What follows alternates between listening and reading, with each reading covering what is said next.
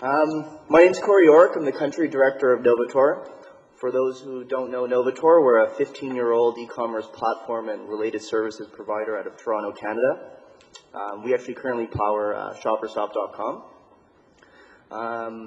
The topic today, building a digital ecosystem, is full of some very interesting items, which I think we'll have some fun discussing here today.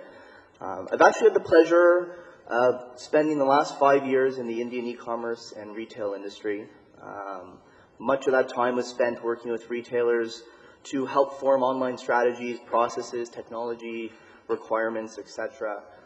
So based on that, I really wanted to retitle the session to Building the Right Digital Ecosystem, because I think everyone in here would agree that the retail side of e-commerce hasn't really come to where it should have, based on what we were talking about in the IAMAI 4 or 5 years ago when we first joined the organization. So let's get into it. Mobile commerce, actually, is a personal favorite of mine. Sorry, the text isn't rendering correctly. Also a Mac Windows issue. So I have a short story to tell which really affected how I feel about mobile commerce and the mobile phone in general altogether. About a year ago, I went back home to visit my family in Toronto, and one of my cousins handed me the 3G iPhone. And he told me, you know, while you're here for the month, play with it, use it, give me your feedback when you leave. And I said, sure. I was a BlackBerry user, so it was a bit difficult for me to switch over to the iPhone, but I did. And needless to say, my entire attitude towards the capabilities of what a mobile phone can do completely changed. For the first time, I actually started leaving my laptop at the office. And if anyone who knows me for a couple of years, that's really not a possible scenario for me. The phone really could perform everything my job and my personal life required after I left the office. I could book movie tickets, I can order flowers on FTD, I can join WebExes, I can book hotel bookings, I can review presentations. So it really became an instrumental part of my life, and I could leave my laptop at home. So that really brings me to say that I think mobile commerce, so I think it's a yes. I think it has lived up to the promise. However, I think that yes is really only for North America, Europe, and any other countries that have 3G wireless technologies. Mobile commerce will never live up to any expectations on edge technologies or SMS technologies. It just does not provide a user experience that anyone is interested in using. You know, perhaps maybe the travel industry, SMS can be used because it's just a booking time, and you know, you book it up with your SMS and off you go. But in terms of retail and the companies that we specialize in working with, SMS and edge technologies don't really meet up to it, but 3G has really enabled application retail. Sears Canada has a mobile application where you can shop their entire catalog. Amazon now has it. And I use Apple as an example because they're the first ones to really utilize 3G. You need to start from the beginning. And you need to remind yourself, why are we building an e-commerce site? What is driving the need for you to build an online store for your customers to interact with your products or services? And back in 1993, we actually started to work with FTD.com, which is the largest floral network in the world. And we built one of the first e-commerce sites ever. It was before Amazon launched. We had FTD running. It was running out of a little box in my chairman's basement on a single server. And, you know, really the scenario why FTD created their floral network was the answer to a very specific customer's needs.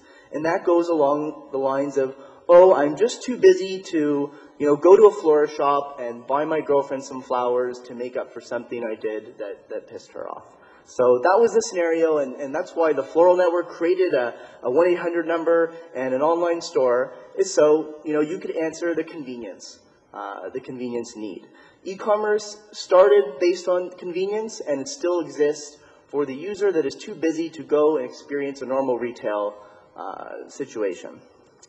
So, you know, and if we look at the way Indian e-commerce vendors or retailers are providing products versus some of the North American big boys, you can see the differences. We're not really answering the convenience need. 7 to 10 days is not appropriate 7 days is just, I would never order something online and wait for 7 days. And especially not in India, where I have several people who can go and get it for me. And that's the reality of India. India is a service-based country. We have a lot of options. And, you know, my 5 years in India, I've learned that Indian consumers are very, I don't want to say needy, but they have high expectations. We're very demanding. You're a very demanding consumer. And, you know, I think it's great. We should be demanding because in North America, you get FTD the same day. You get Walmart the same day. Sears, day after. Sears day after, Best Buy day after, Target day after. Like, these are numbers that we have to develop a proper fulfillment ecosystem in order for e-commerce to bloom.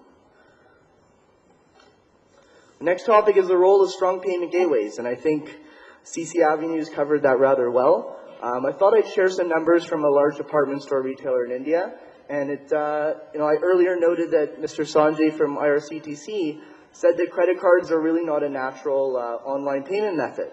Now, with all due respect to IRCTC, that is majority of India that he's serving, and majority of India is not as wealthy as who Shopper Stop serves. But, you know, when I do work with retailers in the upper middle class market to higher, credit cards is the dominant payment method. I don't see myself ever using net banking here. I would just use my credit card, and I assume that all the first citizen members of Shopper Stop who are in a certain category of consumer have credit cards, and that's why we see credit cards as a majority on that side. But Shopper Stop serves a very small part of India, unlike Sanjay's IRCTC, who serves everyone we want to serve. So I do agree with CC Avenues. You need to have all the options. You need to have net banking. You need to have debit cards. All major credit cards need to be supported. And there are some really great blooming payment gateways that are coming up, or payment methods like It's Cash. And there's a whole ton of ways you can do prepaid e-commerce through. I know Kotak Bank's launching a prepaid card where you can pre-put money on it and then use it only for e-commerce, and it becomes more secure, etc. And then this is something I've been very passionate about since my 3G experience in Canada. And I've shared this prediction that I have for India with everyone that I talk about it with.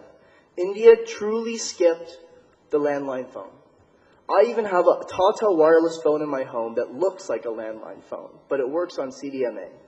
And I think why have landline when mobile's there? So I really think when 3G finally launches away from MTNL and everyone gets their hands on it, that broadband won't become not part of the equation. Broadband is definitely important. Like Rishi said, we need to provide better experiences with video, product videos, product tours, 3D, and all that jazz. But I really think e-commerce in India will be truly enabled when 3G becomes readily available to the consumers. And I think the reason everyone in India skipped landline is the same reasons why we're going to skip broadband. You have better service providers offering you mobile technology than the broadband vendors that you work with in your local area. God knows how many service providers for broadband I've had in my home. The list is at least 5 to 10. So you have Vodafone and Airtel and all these top quality organizations that already have relationships with you, that already know how to provide a better service, and the internet is going to be pretty equivalent to what broadband is at the rate I pay for in my home, or the rate the average Indian user is going to be able to afford broadband in their home. 3G will be there, probably cheaper and more readily available and run by better companies.